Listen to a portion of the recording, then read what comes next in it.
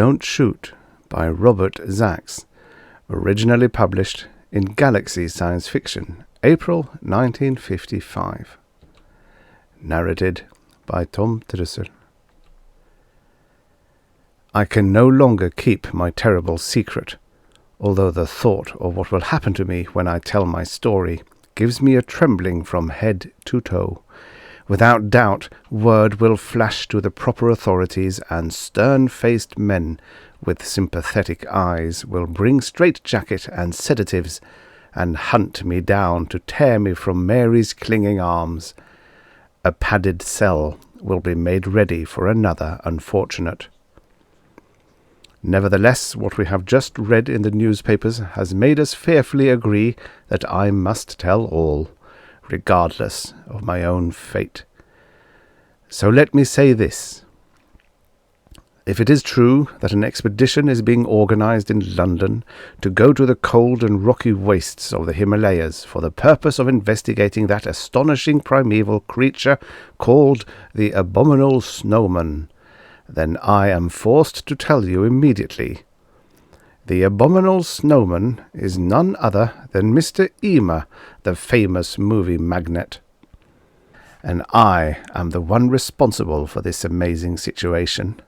I and my invention, which Mr. Emer had hired me to develop, an invention which would put 3D and cinemascope and the new largoscope process so far behind in the fierce Hollywood battle for supremacy that Mr. Emer would at last have complete control of the industry, and, for that matter, television also.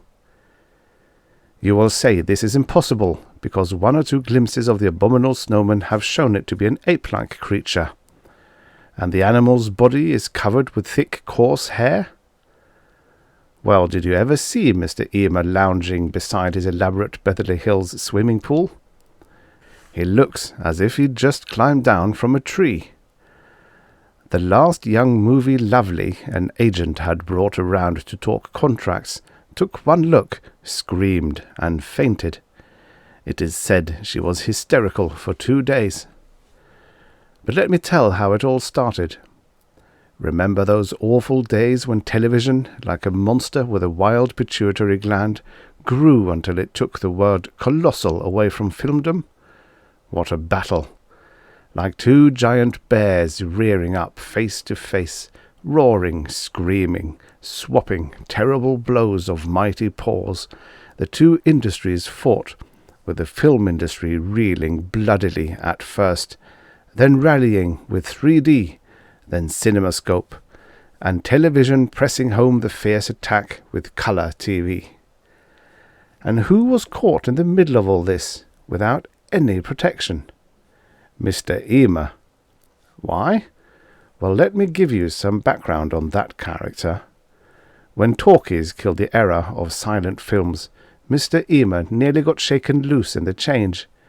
He'd scornfully dismissed the new development. "Ha," he'd said, "people come to my movies for one or two things, to fall asleep or to look at the pretty girlies." When the movie industry began to look for good stories and material that stimulated the mind as well as the emotion, Mr. Emer had jeered. "Ha! People are stupid. People are sheep. They don't want to think. They just want to see the pretty girlies." 6 months later, Mr. Emer had sent emissaries to England to try to hire this guy, Billy Shakespeare. "Offer him anything," ordered Mr. Emer grimly. "Tell him we'll fill the water cooler in his office with gin.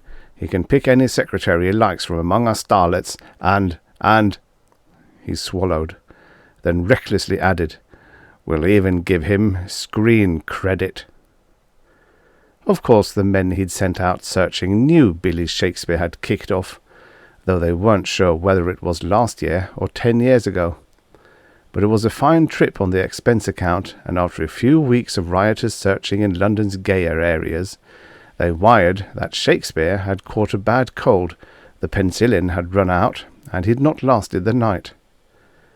But Mr. Emer pulled out of his situation. He bought up just the right to use the titles of great classic novels, ignored the contents, and had entirely different stories written. Not enough girlies in their versions, he explained, frowning. Them hack writers don't have stuff with real interest to it. By the time the customers were in the packed movie houses, they were so stunned with the spectacle of unclad femininity that they'd completely forgotten what they'd come to see. Half of them had never read the classics anyway. So the dough rolled in, and Mr. Emer's estate was photographed in colour and published in Beautiful Homes magazines, and high school newspapers sent nervous young reporters to ask advice for graduates yearning to get into the movie business. How, they asked humbly, could they carve a place for themselves? Mr. Emer beamed and said, "Girlies. Use plenty of girlies. It gets them every time." The printed interview, as approved and edited by high school faculty advisors, did not contain this advice. But the girlies weren't enough to save Mr. Emer when television hit the movies on its glass jaw. He didn't believe what was happening until it was too late. When his studio started hitting the skids, he hastily withdrew funds and liquidated assets and rented a number of safe deposit boxes. Then he sat back and let his creditors scream a symphony of threats. It was at that time that Mr. Emer heard that I, a young physicist interested in optics, had stumbled across an oddity which might revolutionize the movie industry. He had heard of this through Mary, whom I love with all my heart, and who will sometimes embarrass me by proudly telling people how intelligent I am. As Mr. Emer's secretary, she let him know all about me, just as he let me know all I have just told you about him. Mary is not a reticent person. She is too loving of a fellow man to withhold even the slightest information, and perhaps I should have kept my astonishing discovery to myself. In any case, the phone rang in my very small laboratory one day, and Mary's excited voice said, "Joe, darling, it's me. I told him about your invention. Come down right away." "Who?" I said. "Where? What are you talking about?" "To the studio," she said impatiently, "to see my boss, Mr. Emer. He says if your invention is—" "Now wait a minute," I shouted with indignation. "I told you not to tell anybody about it. It's not perfected. In fact, I don't understand how it works exactly." "Stop being so modest," she said firmly. "I know you. You're a genius, and genius is never, never satisfied. I read all about it. You want us to get married, don't you?" "Yes," I said, sudden longing surging through my heart.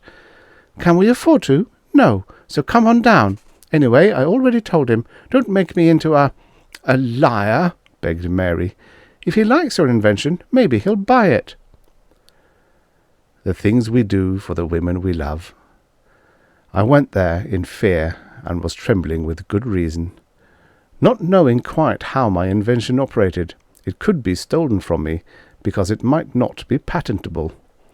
It was more discovery than invention. Oh, I can tell you, I went to see Mr. Emer in a cold sweat of fear that I might be losing my hold on the strange and accidental phenomena across which I had stumbled. I got quite a greeting. When I walked into his elaborate outer offices, the workers were sitting hushed in fear before their desks. From within his private offices I could hear bellowing and the sounds of things smashing. Mary hurried over to me, her warm brown eyes pleading. Before she could say anything, I heard Mr. Emer say in a shout, right through the partly open door, "Well, what have you done about it?" A trembling voice said, "Sir, I've cut staff 50%. "Stupid!" roared Mr. Emer's voice. "Who's talking about that? Did you ask Peterson of World Studios if he licensed us to use his new larger scope system?" "Yes." A moment of terrified silence. "He said your outfit could use his larger scope on only one occasion, when they film your funeral."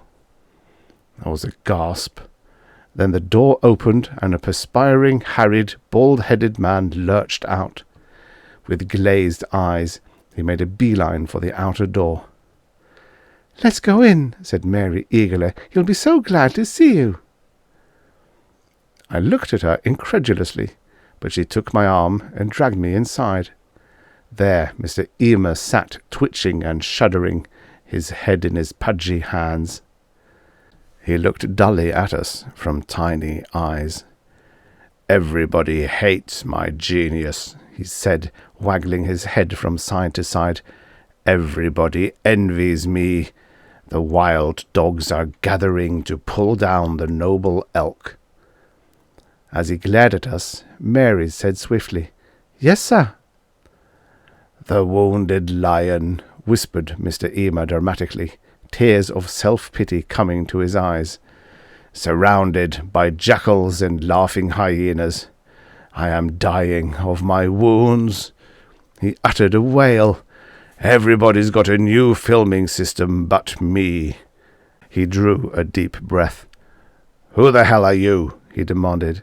"He's—" began Mary. "Wait a minute," he said. He grabbed a phone from the 6 on his desk. "Hey, publicity. Hey, Mike, I want rumours spread about larger scope. Top doctors say it'll ruin the eyes, make you stone blind." He paused, his face purpling. "Okay, if you can't do it, then get another job. You're fired." He slammed the phone down.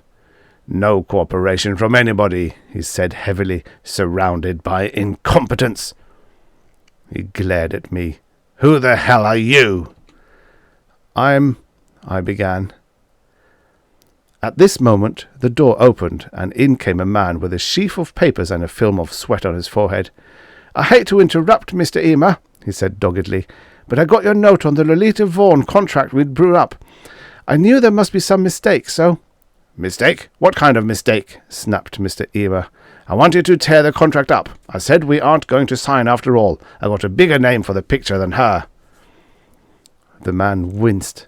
"Well," he said, I was just wondering. I mean, after all, we talked her into turning down that fat part in the new Broadway show that opened last night. It's a smash hit, I read today." "Tough!" shouted Mr. Eamer. "My heart bleeds. Did I know when I made that promise that I could get a big star at such a cheap price? I acted hastily. I made a mistake, so I corrected that mistake." He looked stern.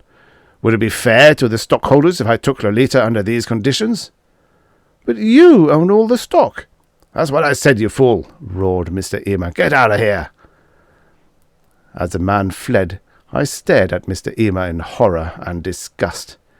Never would I trust a man like this, was my thought. He glared at me. "Who the hell are you?" he snarled. "I keep asking you, and you stand there like a dummy."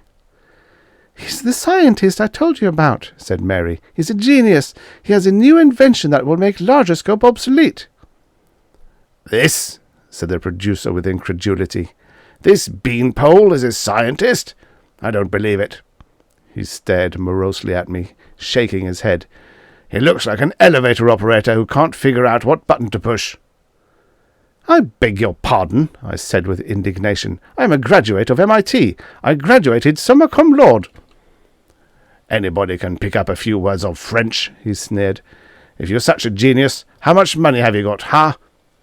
As I looked at him numbly, my jaw hanging open, he tapped his chest with a sausage-like forefinger. "Now I am a genius, see? I'm the guy who hires you. Now that we got that straight, what's this nonsense about you being smart enough to figure out a new invention that will make larger scope obsolete?" The weary cynicism in his gross face enraged me. If I ever had an immediate yearning to crush a man, to make him say uncle, to have him beg and yearn, it was at that moment and toward this insufferable moron. Within half an hour, we had driven back to my small laboratory. He peered suspiciously at the involved maze of wiring and electronic equipment. I pointed to the small unroofed cabinet on my long work table. It was 2 feet deep, and the 4 walls, which were 3 feet long, were studded with small tubes I'd rather not describe, since I've developed them myself, and they produce a new kind of ray. "That's my camera," I said. "It looks more like a diathermy machine or a sweatbox for reducing," he said skeptically. "How's it operate?" I set a few dials and went to find Susie, my white cat. "Here, pussy," I said tenderly. "The man's gone nuts," said Mr. Ema in disgust. "Take it easy," I snapped. "That's how I made my strange discovery. I was doing a test on the effect of a new kind of radiation on fabrics, and Susie, my cat, walked over the equipment. First, she stepped on a dial, turning it accidentally to full power, then she wandered into the box." "So what?" "Watch and see," I said. I got Susie, and she complacently allowed herself to be put into the box. I placed Mary at the dials with instructions and took Mr. Ema to the next room and pointed to a huge circle chalked on the floor. The movie magnate waited impatiently. "Mary," I shouted, "okay, turn dial number 1 to full force." We heard a click. Then Mr. Ema yelped and cowered behind me, because in front of us, within the chalked circle, appeared a giant 8-foot-tall cat, an enormous duplicate of Susie.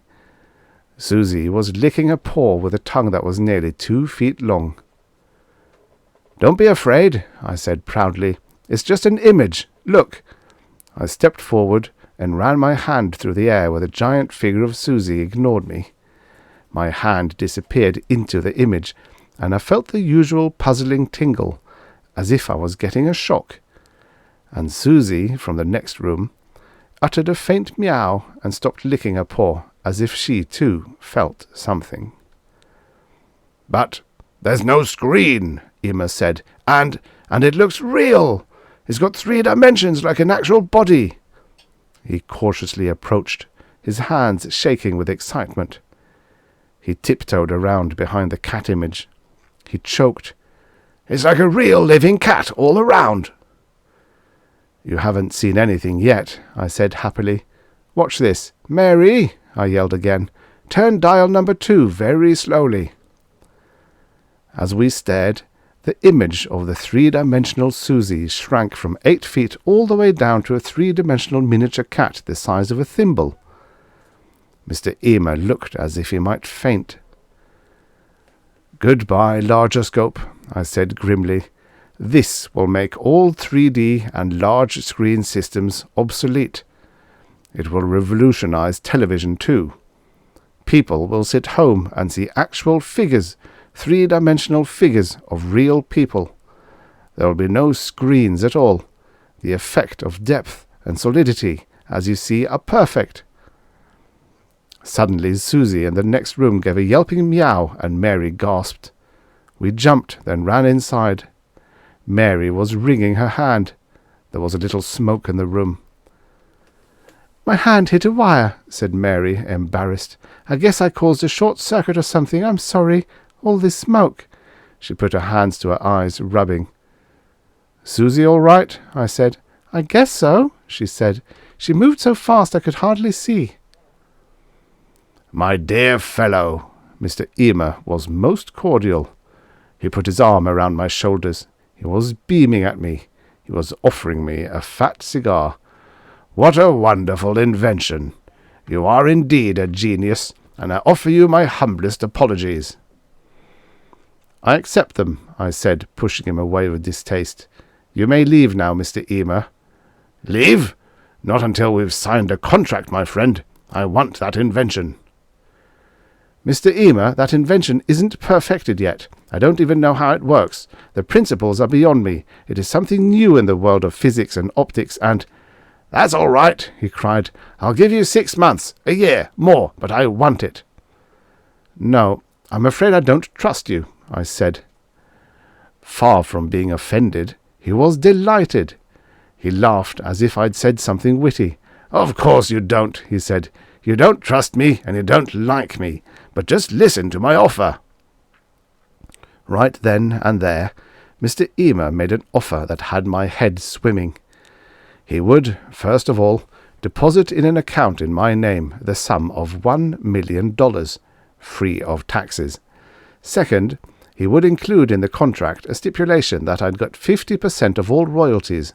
Third, and very important to me, in the event that the patent he would apply for in my name was refused, or if it was broken by further research, I could keep the $1 million. And last, said Mr. Emer, his nostrils flaring as he closed in for the kill. "I'll make your girlfriend, Mary, a big movie star." Mary's eyes widened. She clasped her hands before her nervously. "Me?" she whispered. But I can't act." "What's that got to do with it?" Mr. Emer asked impatiently. "You just got to hold still when the male lead grabs you. Leave it all to him. He knows what to do." "No," I cried, appalled. "I don't want anybody else kissing Mary." "Neither do I," said Mary, blushing. "You're absolutely right," Mr. Emer uttered a deep sigh. "Such deep love. Such clean emotion. It cuts my heart out, honestly. Okay, we'll give the script a scrubbing. Nobody'll put a finger on her." "I don't think I'm interested," said Mary regretfully. Mr. Emer was staggered. He recovered immediately and said hastily, "Smart girl! What intelligence! It's no life for you." "But Mary," I said, kind of liking the idea of my Mary on the screen, of being sole owner of her sweetness with millions of people knowing nobody could kiss this girl but myself. "It's such a rare opportunity. Every girl wants to be a movie star. Do it." "Sure," cried Mr. Emer. "Don't be a dope. How many girls get a chance like this?" Mary whispered, her eyes shining. "Well, all right, dear, if you insist." "You have a deal, Mr. Emer," I said quickly. Mary typed the contract on my portable as dictated by Mr. Emer. "Put in a clause," I said cautiously, remembering his ethics, "that the contract is effective only when the million is deposited in my account." Mr. Emer frowned. "Put in a clause for me too," he said. "He can't draw on the million without a signed receipt from me saying he's delivered all his blueprints and technical notebooks on the invention, and a full-size camera model big enough to hold people." "I agree," I said. "I'll have it built and delivered immediately." I shook Mr. Emer's clammy hand, and he departed with Mary to get the $1 million out of his secret safe deposit boxes. I stared dreamily after them, mentally spending that money on all the wonderful things I'd always wanted. A scintillometer, a centrifuge. Maybe I could even build my own private cyclotron. And I could visualize Mary cooking dinner in a little white cottage with a picket fence. Within the week, I had delivered the full-size camera to Mr. Emer's studio. As he left me, whimpering with joy and carefully locking the iron doors of the room he'd set aside for my equipment, I stared at the signed receipt in my hand. $1 million. I was rich. At this moment, Mary appeared at the studio gate and ran toward me, her face deathly pale. "What's the matter?" I cried. "Remember how we couldn't find Susie all week?" she gasped. "Well, I just found her." Mary held out her fist, opened her fingers, and I recoiled in astonishment. In her palm was Susie, my cat. But a Susie that was 1 inch long, the smallest, tiniest cat I'd ever seen. She was alive and seemed healthy as she licked her white fur and uttered a meow I barely could hear. My throat was so dry I could hardly get the words out. Good Lord, the invention! Something went wrong. It not only sends the image in 3 dimensions without a screen to receive it, it also transmits the actual body itself through space. I've created a matter transmitter. But why is Susie so small?" wailed Mary. "Apparently it transmits whatever size the image is set at. Remember we had reduced the image of Susie, and at that time you short-circuited the wires? That short circuit is what did it. If Susie's image had been large at that moment, we would have had an 8-foot-tall cat on our hands." I paused appalled, my eyes clinging to the incredible 1-inch cat now peering over the edge of Mary's hand at the ground below. It shrank back fearfully. "My God!" I whispered. I turned and, with Mary close behind me, made a beeline for Mr. Emer. We finally found him and got him alone. Mary opened her palm, and without a word showed him Susie. Mr. Emer's eyes bulged, and his jowls turned ashen. Susie scratched her ear with a miniature rear left foot, and I idly wondered just how small Susie's fleas were. "I warned you," I said grimly, "that I didn't know how this thing worked or the principles behind it.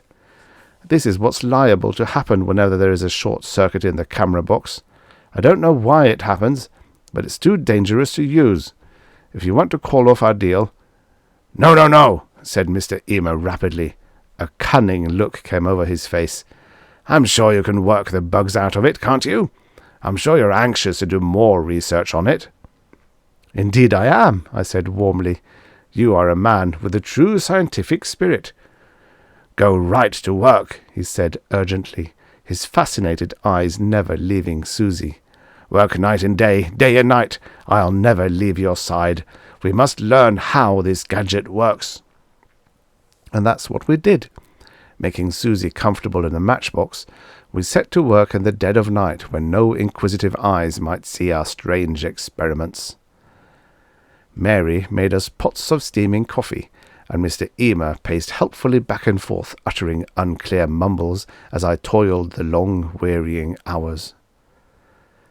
It did not take long for me to gain an empirical understanding of what I had, by which I mean that, like electricity in its early days, the mysterious force could be utilized, made to perform, without complete understanding of its basic nature. The night came when I had full control of the machine. We stood staring at it in awe. We had made Susie her normal size again. We had enlarged the image of an old shoe, recklessly aimed the projector out toward the country, and flicked the short-circuit switch that sent it out in space as solid matter. After 3 breathless days, we read the puzzled report in the newspapers.